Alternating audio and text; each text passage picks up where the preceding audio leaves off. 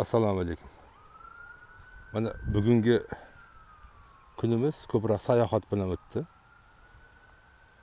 Mana shu hozir men shahar tashqarisiga chiqdim. Mana bu men turgan plantatsiya Blueberry plantatsiyasi. O'zimizda bu narsa o'zlab ko'p bilasizlar Toshkentda ham. Ya'ni Blueberry. Shunday maligi mana malinaga o'xshagan, odam immunitetini ko'taradigan qora o'zimiz nimadagi meva.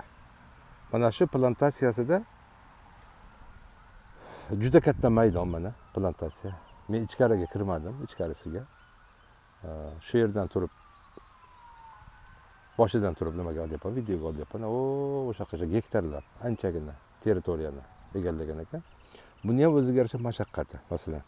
Bu bir payt pishmas ekan. Doimiy mavsumiy bo'lgan taqdirda haligi nima deydi?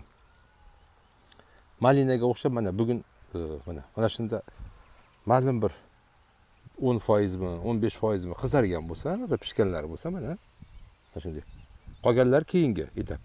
Mana shuna o'xshab kunlik mehnat talab qiladigan narsa ekan bu ham. Masalan men o'zim ko'rmagungacha bu to'g'rida men ham nimam yo'q edi, tushuncham yo'q edi. Bu nimada hosil bo'ladi, qayerda? Masalan biz O'zbekistonda narx anchagina baland bu narsaning narxi. Bu yerda ham hammadagi nima deydi? Magazinlarda doim sotiladi, lekin men bunchalik mashaqqat bilan, kunlik nimasi bilan deb o'ylamagandim. Ishlov berishi ham juda nima ekan, nima deydi?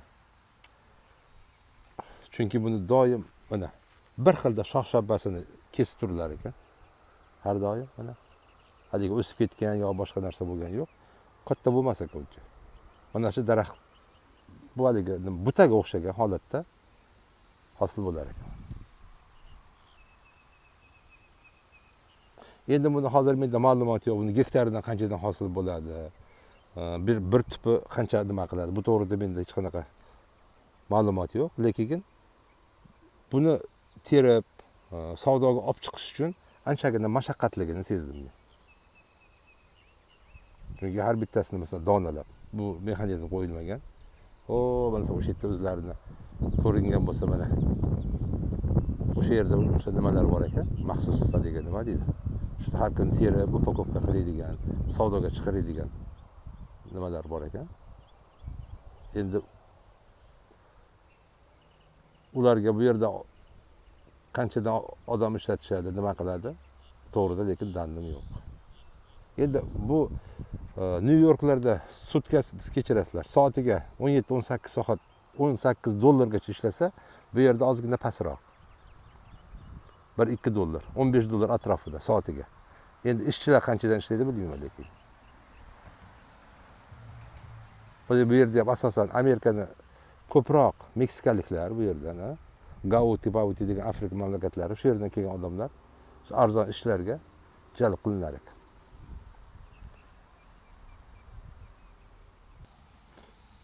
Men bunga uncha tushunmadim. Masalan, mana ba'zi o'sha plantatsiyasini sal ichkariroq kirgan joyimda ba'zi ko'chatlarda meva unchalik ko'p emas. Demak, bu ham bir haligi bir mavsumiy holatda bo'ladi shekilli. Mana bu Qatardagilarni mana ko'ringlar.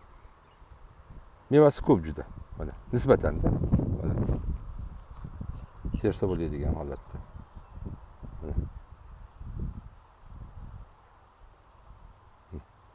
Kattalashtirib oladigan bo'lsak mana. Bu Qatardagi nimalarda, ko'chatlarda meva ko'p. Bunda unchalik emas mana.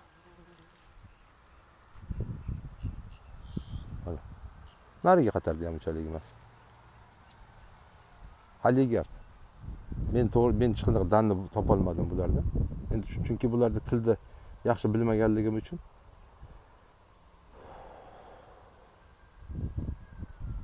buni gektaridan qanchadan hosil qilinadi, qanchadan nimaga topshiriladi, ular to'g'risida ma'lumotim yo'q.